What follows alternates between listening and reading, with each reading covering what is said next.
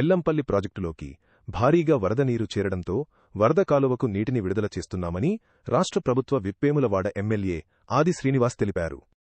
ప్రస్తుతం వస్తున్నవి ఎల్లంపల్లి జలాలేనని కాళేశ్వరం నీళ్లు కాదని స్పష్టం చేశారు.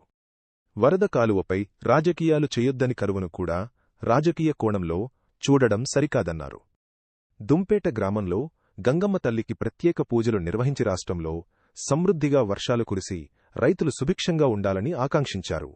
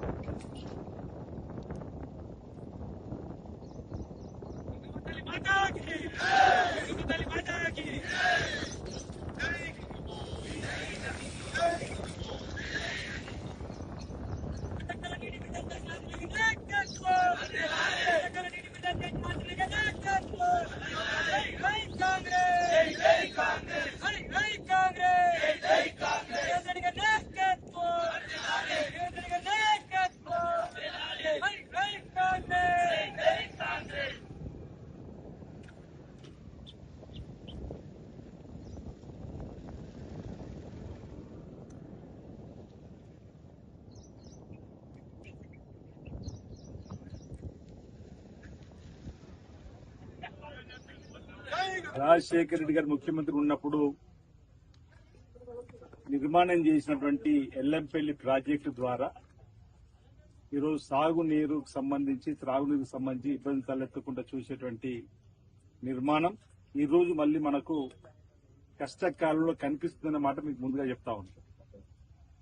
ఈ ప్రభుత్వం వచ్చిన నాటి నుండి కూడా మేము చెప్తున్నాం, కాళేశ్వరం కూలిపోయింది, కుంగిపోయింది, మేడిగడ్డ, అన్నారం, సుందిల్ల ఏమాత్రం కూడా ఉపయోగం లేదు. వచ్చిన నీళ్ళు వచ్చినట్టే గేట్లు ఎత్తి పెడితే గోదావరి నుండి కిందికి వెళ్లిపోతుంది. ఎన్డీఎస్ఏ చెప్పినటువంటి ఆలోచన కనుక మీ ప్రభుత్వం పోతున్న క్రమంలో ఇప్పుడు మరమ్మతు చేసుకుని ముందుకు పోమని మరమ్మతు చేసి ఆ నీటిని ఆపే ప్రయత్నం చేస్తామని చెప్పింది.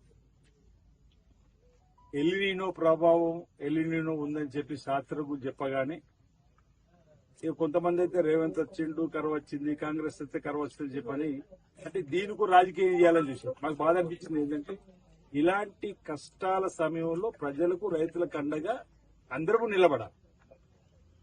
ఎల్నినో ప్రభావం ఉన్నట్టయితే ఎలా రైతుల్ని సేఫ్ చేసుకోవాలి, రైతులకు ఆరుతడి పంటల వైపు ఏ విధంగా ఉంచాలి, వారిని చైతన్యం చేసే ప్రయత్నం ప్రభుత్వం వైపు చేస్తుంటే వాళ్ళు కరువును కూడా రాజకీయం చేయాలని